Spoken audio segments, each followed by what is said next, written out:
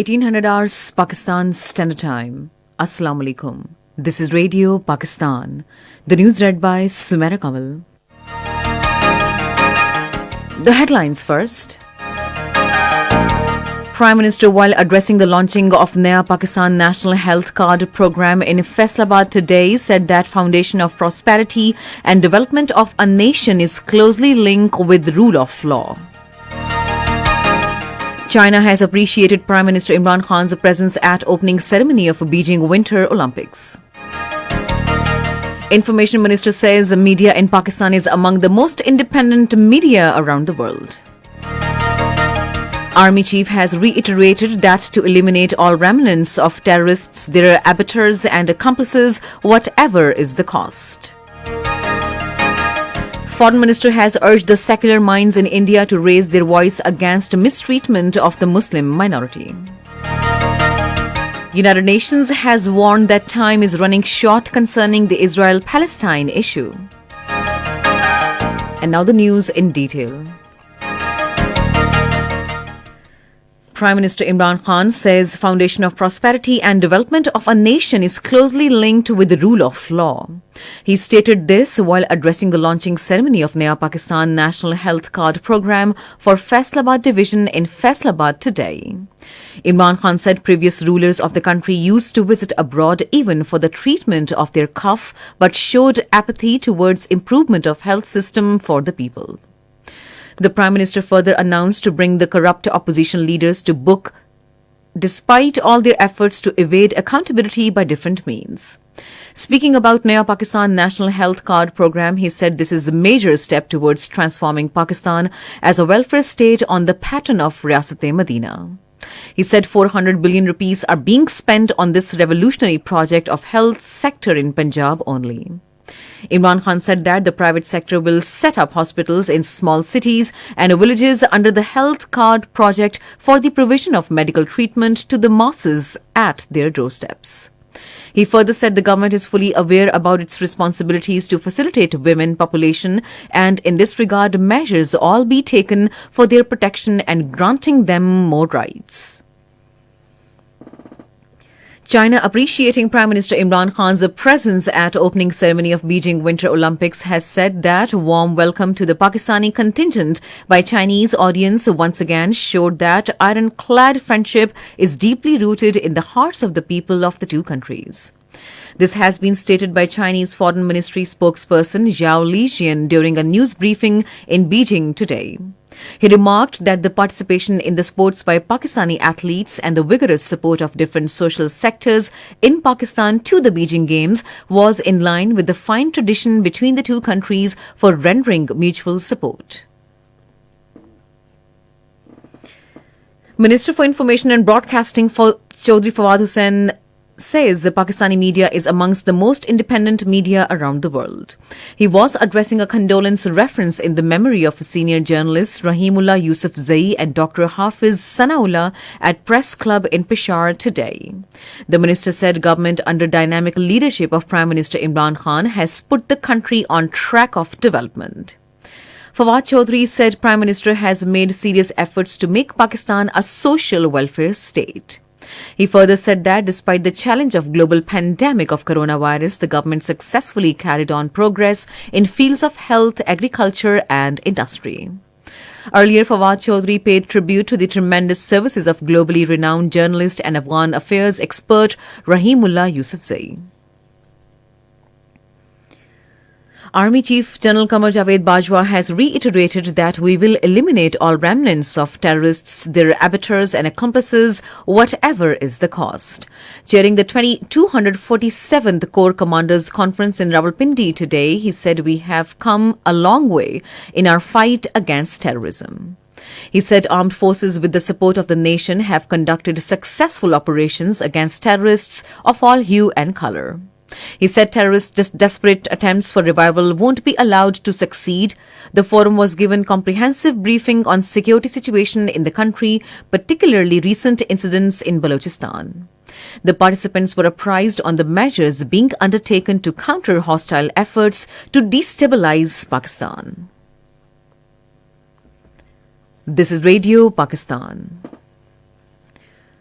Foreign Minister Shah Mahmood Qureshi has deplored that depriving Muslim girls of education in India is a grave violation of fundamental human rights.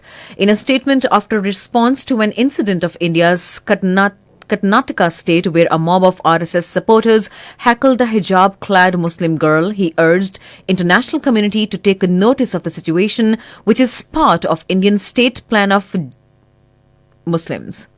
The foreign minister said minorities in India continue to suffer mistreatment, which is a matter of grave concern, and clearly denies India's claim of being a champion of secularism and democracy. He urged the secular minds in India to raise their voice against the mistreatment of the Muslim minority.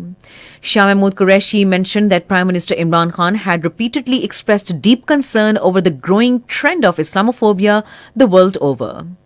The foreign minister said that the upcoming 48th meeting of the OIC Council of Foreign Ministers to be held next month in Islamabad would discuss Palestine and Kashmir issues and Islamophobia and other challenges facing by the Muslim world.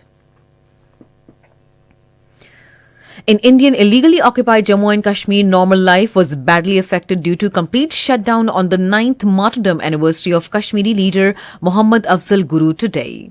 The call for the shutdown was given by the illegally detained All-Party Hurriyat Conference chairperson Musarrat Alam Butt, Mirwais Umar Farooq and Jammu Kashmir Liberation Front.